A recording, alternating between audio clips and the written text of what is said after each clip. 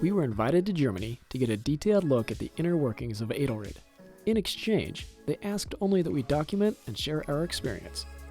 Going into the trip, we knew a little bit about Edelrid's 150-year rope-making history, but we wanted to understand how Edelrid became the innovative company they are today. So we sat down with some of the employees to get the details. Turns out, 2006 was a big turning point for the company. In 2006, VD bought Edelrid. By that time, the brand name was still considered to be very strong and good, but the company it's not pushed product out recently or in these years. The boss of VD, Albrecht von Dewitz, he asked me, it would be great if you could take over the development department in Edelrid. Daniel actually was here before me. By that point, our development department was not existing. For the first 2, 3, 4 years, it was only me to do the development. I mean, he's a genius developer and has a really special sense for textile as well as of product philosophy. And the whole team's now almost 14 people for development. And since 2006, they've developed a host of intriguing products, from some of the lightest gear on the market to some of the most utilitarian. The Edelrid concept is driven by having an idea and developing the product from ground or from scratch on. We are and still are a very product-driven company.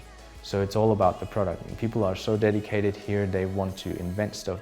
When you have so many people thinking about the product, then everyone says, like, yeah, I don't care about the marketing side. I want to have a cool product. Since we use our products, we are mainly thinking about, like, yeah, I have this problem, I want to have a solution for that.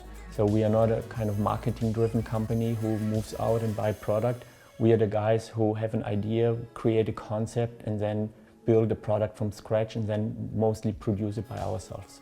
But we were super curious where the inspiration to invent these new products comes from, and what does it take to turn those ideas into reality? Right now, I would say he's like the innovation driver at Edelrid. It really sometimes happens that a new idea is just there. I don't know how it works. I don't know, I wake up and then I say, this is a cool way to make a new carabiner gate.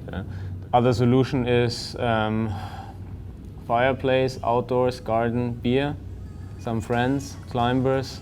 It's crazy ideas.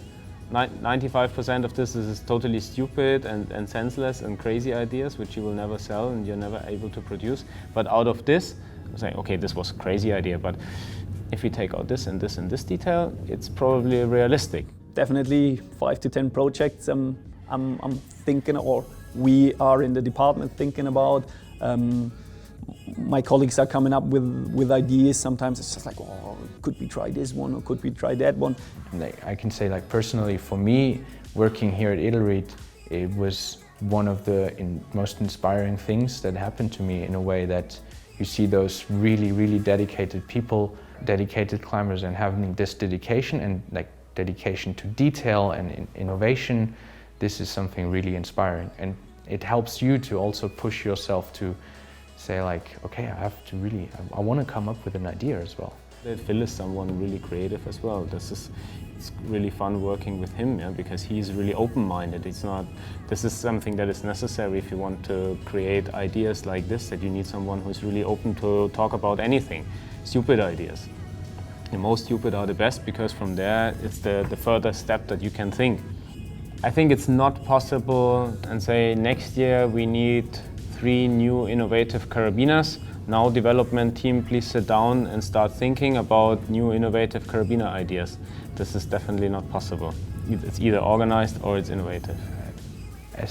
Part of his nature is to not only like do the climbing, but also think about this whole other aspect of safety behind it, because I think he takes his responsibility as a developer of PPE equipment super seriously, in the way that he says, when I'm going to develop a product and I bring it out to the market, I have to be sure that there's no flaw in it. So I still have projects in the box that are half finished for almost 10 years.